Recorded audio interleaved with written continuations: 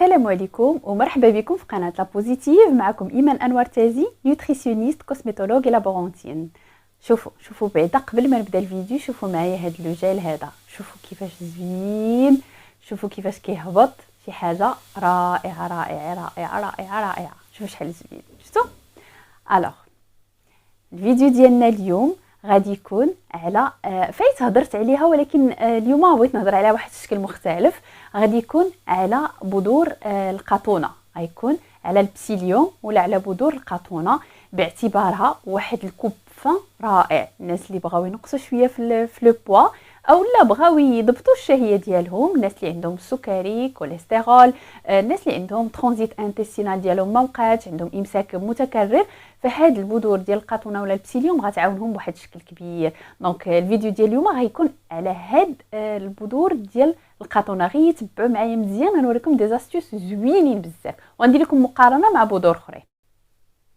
القطونه ولا البسيليوم ها هي كيف كتشوفوا الشكل ديالها، شفتوا الشكل ديالها؟ هانتوما هادشي اللي في هاد الخنيشه راه تقريبا شي 10 دراهم، دونك راه ماشي شي حاجه اللي غاليه بزاف. هنا قربتها لكم باش تشوفوها مزيان، ها هي. وهنا الفرق بينها وما بين حب رشاد، الفرق واضح. حب رشاد كيكونوا الحبيبات ديالو حمر، القطونه لا، الحبيبات ديالها مارون، يقدروا يمشيو حتى البيج.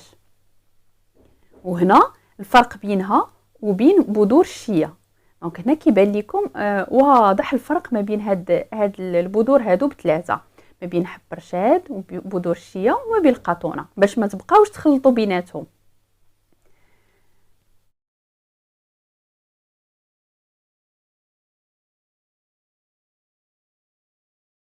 حب رشاد الحبيبات ديالو حمراء، عامره الياف، عامره فيتوستروجين، عامره معادن، فوسفور، مغنيسيوم، كبريت، يود، فيتامين بي، منغنيز. حب رشاد رائع، حاقرين وما كتستعملوش في لي سوب ديالكم، في الحسوه، في الحريره، زعما في لا سوب ديال البلبوله، بزاف ديال الحوايج. واللي كيقول حب رشاد كيقول الحليب الحليب الحليب، المراه اللي كترضع راه شي حاجه رائعه رائعه، مدير للحليب رائع. غير هو التزموا بالكميه، وما تاخذوش الحامل. الكميه نصف ملعقه يوميا، صافي غير نصف ملعقه من الحبوب ديال حب رشاد بلا ما نطحنوها ما والو. دونك كتضيفوها للحليب، لاصوب اللي بغيتو.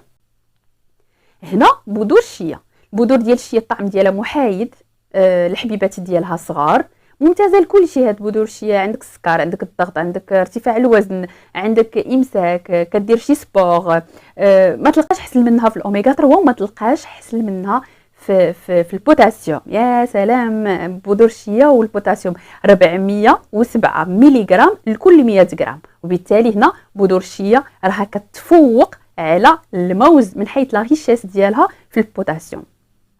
اسهل طريقه باش تصاوبوا بذور الشيا بودينغ، غتشدوا حليب دافي وتكبوا على بذور الشيا صافي، وتخليوها حتى الغد، وتضيفوا ليها شي حاجه، شي فاكهه بحال التفاح، بحال الموز، شفتوا الا كانوا فواكه اللي كيكونوا هكا كروكون، ولا شي فاكهه جافه بحال الكركاع، بحال الكاجو. ويلي ويلي ويلي، واحد المذاق انا بعدا كتحمقني، شي حاجه زوينه بزاف. القطونه اللي هي الموضوع ديالنا اليوم، هاد الحبيبه هادي اللي عنده السكر طالع، اللي عنده الامساك، اللي عنده زياده في الوزن، اللي مصارن ديالو مخربقين، يفضل انكم تاخذوا القطونه، تجربوها راه شي حاجه زوينه بزاف. الميسيلاج اللي فيها هو اللي داير عليه الفيلم. دونك بالنسبه للطريقه، كناخذوا 2 معالق مطحونين، هانتم هنا راه كيبان لكم، كنديروهم في كويس صغير ديال الماء، كنحركوا شويه،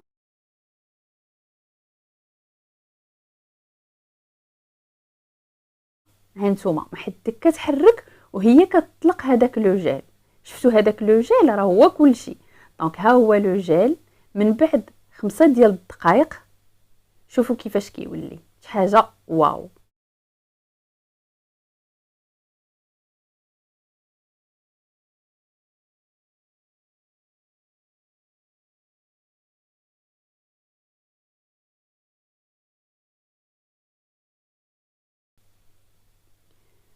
صافي ها هو دابا وجد لينا. انا غادي نوريكم طريقه ديال الاستعمال ديالو.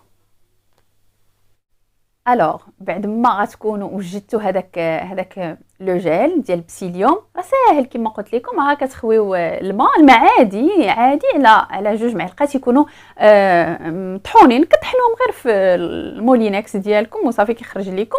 وكتاخذوا من واحد 2 معلقات صغيورين كتضيفوا عليه الماء. وما ديك الكميه كلها ما تاخذوهاش كامله، راه تاخذوها واحد 2 معالق من لو جيل، تاخذوها واحد ربع ساعه قبل من مثلا الغداء. غير مره تقدر تاخذوها حتى 2 مرات في النهار، ولكن خذوها نتوما هي مره واحده في النهار. بحال دابا الكميه اللي صاوبت انا راه تقدر تاخذ لك يومين.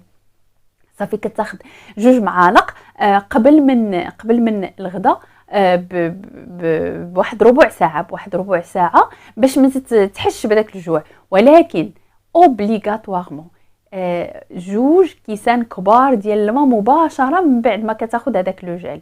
الا كنتي من الناس اللي ما كيشربوش الماء اولا ما باغاش تشربي الماء اولا ما ناوياش تشربي الماء، نساي عليك هاد الوصفه ديال البسيليوم. نساي عليك انك تاخدي البسيليوم نهائيا. القاطونه كدير اوكلوزيون انتستينال الا ما خديتيش موراها الماء. دونك الا ما كنتيش تاخد الماء نهائيا ما تاخدش بذور ديال القاطونه نهائيا.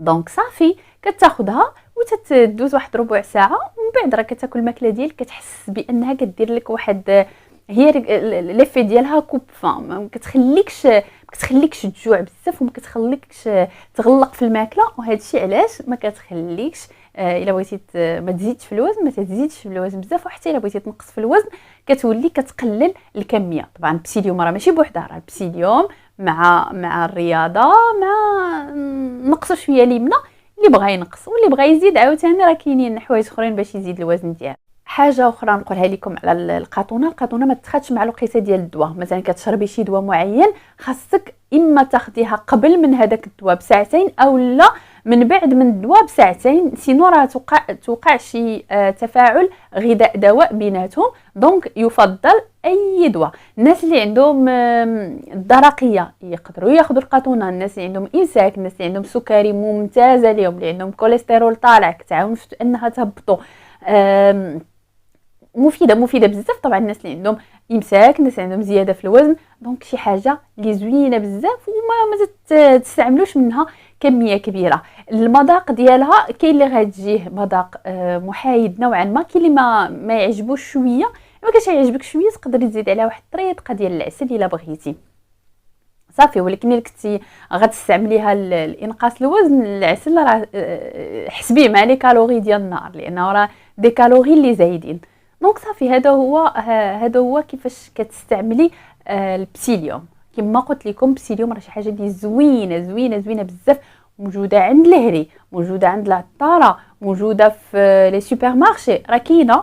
وعندك يطرى لكم بحال العلك كنشوف شي وحدين تيقولوا لكم راه الحر كيسوى 500 درهم، شي تيقول لكم الثمن ديال العلك اولا السمغ العربي 150 درهم كاع الكيلو، راه ما غاليش. دونك ديك الكميه اللي وريتكم راه 10 دراهم افيكتيفمون ومازال راه خايده منها، راه وما غاليش. عندك يمشيو يغليو عليكم ثاني الثمن. وعندك ثاني هذيك الكميه اللي وريتكم ديال البسيليوم ثاني راه 10 دراهم. راه انا اكسبري بغيت ناخذ واحد الكميه باش نعطيكم فكره على الثمن في الكميه. فنتمنى انني نكون نساعدكم هكا باش تمشيو عارفين شنو غادي تاخذوا. حاجه اخرى نسيت نقولها لكم على البسيليوم تيعاون البريبيوتيك، البكتيريا الصديقه ديالنا كتغذى عليه، كتعاون. راه الفيلم كله كما قلت لكم داير على داك الميسولاج اللي كيكون 30% من القاطونه. ملي كتغذى ديك البكتيريا الصديقه الجهاز الهضمي ديالنا كيتنفع وكينشط وكيولي زوين، كيولي خدام مزيان، وبالتالي الامتصاص ديال المواد الغذائيه كيولي حسن. هو تيقول لك امتصاص مواد غذائيه كيولي حسن، تيقول لك بشره حسن، تيقول لك شعر حسن، تيقول لك حيويه حسن، تيقول لك جسم حسن. هذا راه شي حاجه مزيانه. وحاجه اخرى اللي عندهم اوكلوزيون انتستينال ولا عندهم بحال هاد المشاكل ديال الانتستان ما ياخذوش البسيليوم اطلاقا، لانه هو ديجا الا خديتي وما خديتيش عليه الماء بزاف راه يقدر يدير لكم سداد معوي. دونك نتمنى ان الفيديو ديالي يفيدكم. شكرا على حسن المتابعه ديالكم. نلقاكم على خير في فيديو مقبل ان شاء الله. الى ذلك الحين كنقول لكم خليت لكم